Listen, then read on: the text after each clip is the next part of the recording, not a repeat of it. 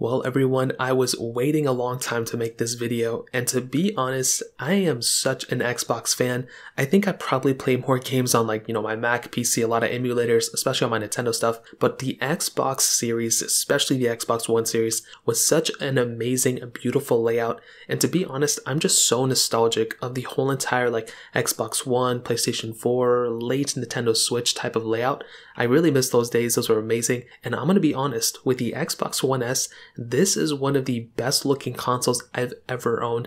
I think it looks way better than the Xbox Series X and the Xbox Series S. I think the PlayStation 5 looks a lot better, but the Xbox One S is an amazing looking console, and the capability behind this machine, the power behind it still, just the price tag, and the fact that there are some reasons of the Xbox One S that are better than the Xbox Series S, it really makes me feel like the Xbox One S is still worth buying, and it's turning 6 years old this year, but it really doesn't feel or look or perform like a 6-year-old console. Now, if you have the option to, I would recommend going for the Xbox Series X or even the Xbox One X. Those are definitely more powerful consoles. They have a lot more going for them for sure, but the One S really still does surprise me. I still have mine, I still boot it up every once in a while. I haven't really been playing too many console games. Like I said, I've been playing a lot more games on my PC and stuff, but the One S, I'm going to tell you guys, it all starts with the outside. This console from the original Xbox One was such a big upgrade in my opinion. I guess Microsoft, from what I read for the last couple of years, I've owned this console, I've been talking about this console for a lot of years now,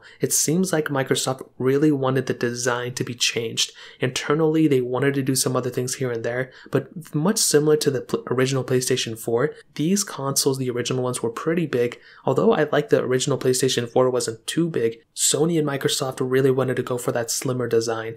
And I'm going to tell you guys, the original Xbox One to the Xbox One S was actually a really big change in terms of the body. I think most of you know this by now. They actually went ahead and slimmed down this console 40%. The Xbox One S is 40% smaller than its predecessor, which is so crazy. And that white color of this console, which I own, is amazing. It is one of the best looking consoles of all time, and I love that matte white with that black bottom. This is a console you can look at 30 years from now and it's going to look amazing. I kind of thought the PlayStation 3 Slim, not the Super Slim, but the PlayStation 3 Slim was going to be a future-proofed console forever, and this is going to be one of those consoles too. I love the design of this thing for sure, and I think it looks way better than the Xbox One and the Xbox One X. Now, besides the design change, another thing Microsoft did with this console was they actually went ahead and put a USB port on the front of this, console, which was actually really cool. Before, it was on the back of it, which I actually didn't really like, because if you wanted to plug something, you had to move your console, put it on the back, and Microsoft went ahead and changed that, which was actually really cool. Now, they also went ahead, they actually removed a specific port, which was the Connect port, which I think was a good idea. I didn't really see a need for it anymore. You could go ahead and get a separate adapter for it, but it really didn't seem like anything super crazy. Now on the front, another big thing, and I can't stop talking about this body, was that disc slot. Nowadays, the disc slot is pretty much a given. All of our consoles pretty much have it. But here's the thing. Our disc slot is now removed on the Series S. Now, I will say there was a model of the Xbox One S that didn't have that disc slot,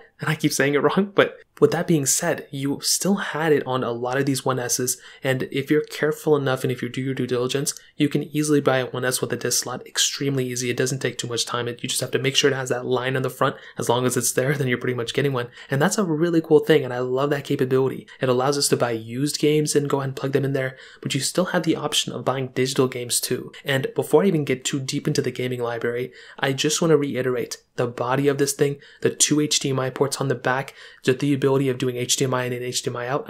This console pretty much had it all, and it was, for still a very good price at that moment too, which is really cool. Now, the Xbox One S also supported 4K output, which was amazing. You can also upscale a lot of 1080p games to 4K as well, which is really cool. And that was another really awesome thing. You also still got, performance increases. It was a really fast console at that time too, which was amazing. And like I mentioned before, the games that you could play on the original Xbox One, as well as on a lot of the other gaming, consoles at that moment, could be played on the Xbox One S, which was really cool, and that was another really awesome thing. Now, like I mentioned, this was, I think, Microsoft's best console. This was the best Xbox console ever made in terms of design. It retailed for $249, and nowadays you can probably pick it up for around the same price too, and that is an amazing looking console. Now, the controller still looks very beautiful as well. It's the standard, One S.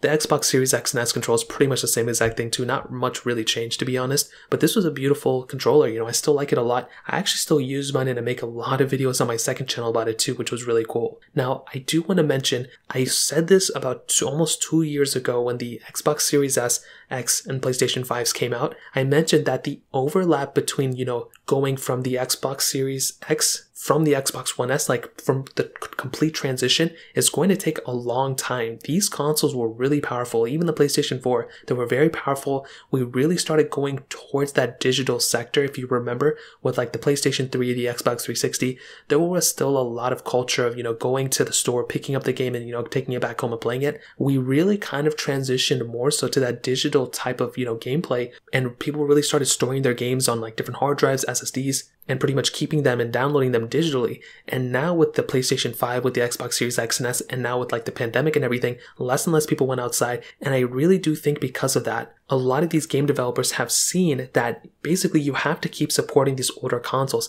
because a lot of people haven't really been able to, get their hands on the latest console, but also not a lot of people are probably going to upgrade to the next generation of console if they can go ahead and still purchase those games on their older ones. So with that being said, even now, almost 2 years later, it's still really hard to get those newer consoles, the next gen consoles, but a lot of those games that are still coming out for these next gen consoles, they're still kind of supported, or there's like variations of those games on these older consoles too. So there really isn't like a crazy big reason, if you're not complaining about the performance of your Xbox One S, there isn't a crazy reason to go for the Series X or S. Now that may be a little bit crazy, and I do feel like the next couple of months things are going to start changing hopefully, but I say that to say the gaming library of the Xbox One S is still completely out of this world, and it is still a very powerful console. This thing has so much going for it just from that standpoint alone, that it is still just, it has a huge library of games.